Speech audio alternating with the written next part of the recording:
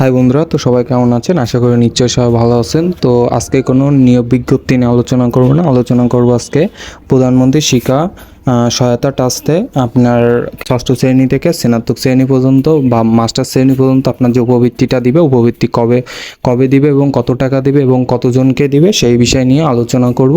তো ভিডিওটা শেষ পর্যন্ত দেখেন, আর যারা চ্যানেলে নতুন তারা চ্যানেলটি সাবস্ক্রাইব করে দিবেন, কারণ এইখানে প্রতিনিয়ত চাকরির নিয়োগ বিজ্ঞপ্তি প্রকাশ করা হয়। তো ভিডিওটা শেষ পর্যন্ত দেখুন।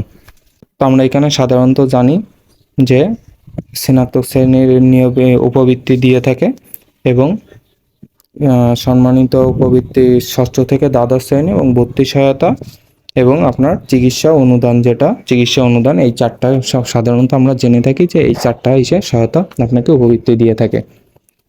তো বন্ধুরা, শিক্ষা উপবৃত্তি এখানে বলে দিচ্ছে যে শিক্ষা উপবৃত্তির টাকা পাবেন মে বা জুনে। দরকারি নির্দেশনা এখানে বলে দিচ্ছে তাদের ওয়েবসাইটে। তো এখানে বলছে যে আপনার মাধ্যমিক উচ্চ মাধ্যমিক শিক্ষার্থীর চলতি মাসের অথবা জুনের শেষে প্রধানমন্ত্রী শিক্ষা ট্রাস্ট থেকে কর্তৃক উপবৃত্তির টাকা পেতে পারেন বলছে। ঠিক আছে, এখানে বলছে যে প্রধানমন্ত্রী শিক্ষা সহায়তা ট্রাস্টের সহকারী পরিচালক মোহাম্মদ আনোয়ার হোসেন সোহাগ গণমাধ্যমে এই তথ্য জানান। তিনি জানান এটা ঠিক কত দিনের মধ্যে পাওয়া যাবে এখনও বলা যাচ্ছে না, মানে এখনও ঠিক হয় নাই যে আসলে কত দিনের মধ্যে দেবে। অনেক ভিডিও দেখবেন যে তারা বলবে যে আগামী এক সপ্তাহের ভিতরে দেবে কি আগামী 20 দিনের ভিতরে দেবে, এটা সম্পূর্ণ ভুয়া তথ্য।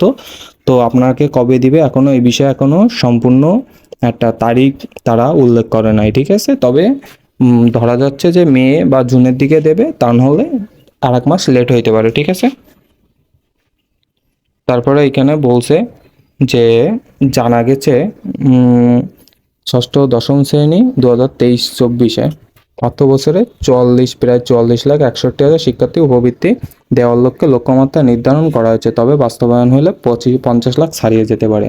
মানে আপনাকে দেওয়ার কথা ছিল 44,61,হাজার, এখানে 50 লাখ ছাড়িয়ে গেছে, কিন্তু তার মানে ধরা যাচ্ছে প্রায় 55,000 বা 60,000 এরকম আর কি উপবৃত্তি দিবে। তারপরে বলছে যে বন্ধুরা, প্রধানমন্ত্রী শিক্ষা সহায়তা ট্রাস্টের এক কর্মকর্তা জানান, গত 22-23 মৌসুমে 40 লাখ মাধ্যমিক শিক্ষার্থীকে উপবৃত্তি দেওয়ার লক্ষ্যে থাকলেও প্রকৃতপক্ষে দেওয়া হয়েছিল 50,53,000, মানে 10 লাখ বেশি দিয়েছে। তার মানে এখানে বোঝাই যাচ্ছে 50 লাখের কথা বলছে, তার মানে 60 লাখ দিয়ে দেবে। ঠিক আছে, এখানে বলছে যে প্রকৃতপক্ষে দেওয়া হয়েছিল 50,53,661 জনকে। এসব শিক্ষার্থী মোট দিয়েছিল আপনার দেখুন বন্ধুরা 1,475,52,73,760 টাকা কিন্তু দেওয়া হয়েছিল।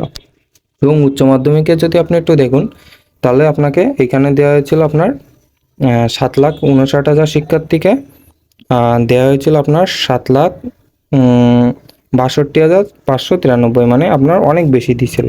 এবং টাকা দিছে আপনার 503,60,55,310 টাকা কিন্তু এখানে দিছে।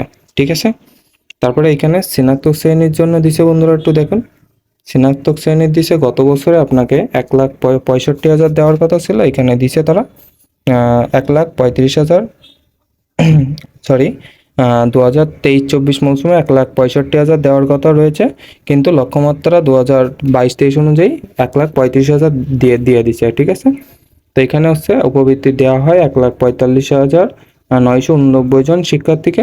তাদের মোট টাকা দিয়েছিল কিন্তু 79,47,61,650 টাকা কিন্তু উপবৃত্তি দিয়েছিল। ঠিক আছে, এবার এইখানে বন্ধুরা বলছে যে এদিকে উপবৃত্তি নিয়ে শিক্ষার্থীর প্রতারক চক্র ইতিমধ্যে অভিভাবকের মোবাইল ফোনে খুদে বার্তা পাঠিয়ে দিচ্ছে। মানে আপনাকে যদি কোনো কোম্পানি বা কোনো নাম্বার থেকে একটা SMS দিয়ে বলে যে আপনি এত টাকা পাবেন, আপনার পিন যাচ্ছে, পিনটা দিন, হ্যান ত্যান যদি অমুক বলে, তাহলে ভুলেও এই কাজটা করবেন না, কারণ এগুলো হচ্ছে প্রতারক চক্র। ঠিক আছে, কারণ এখানে আপনার নিয়োগ বিজ্ঞপ্তিতে এখনও তারিখ উল্লেখ করে না যে কবে দিবে এবং কত সময়ের মধ্যে দেবে। তো আপনার যে নাম্বার দিয়েছেন সেই নাম্বারের মাধ্যমে কিন্তু টাকাটা আপনাকে দিয়ে দেবে। তারপরে এখানে বলছে যে বিষয়ে মোহাম্মদ আনোয়ার হোসেন বলেন, যে ধরনের কোনো SMS আমাদের পক্ষে দেওয়া হয় না। এখানে উল্লেখ করে দিচ্ছে যে আমাদের এই ধরনের মেসেজ উল্লেখ করে দেওয়া হয় না। তারপরে বলছে এ ধরনের SMS ভুয়া ছাড়া কিছুই না। শিক্ষার্থীর অ্যাকাউন্টে উপবৃত্তি টাকা ঢুকলে আমাদের পক্ষ থেকে একটা স্বয়ংক্রিয় এসএমএস যায়, যেটা অনেকটা ব্যাংক অ্যাকাউন্টে টাকা ঢুকলে যেমন, মানে আপনার যদি ব্যাংক টাকা ঢোকে তাহলে ব্যাংকে যেমন এসএমএস যায় অনেকে জানেন, বা বিকাশ থেকে যেমন আর কি টাকাটা তোলেন ওরকম একটা এসএমএস যাবে।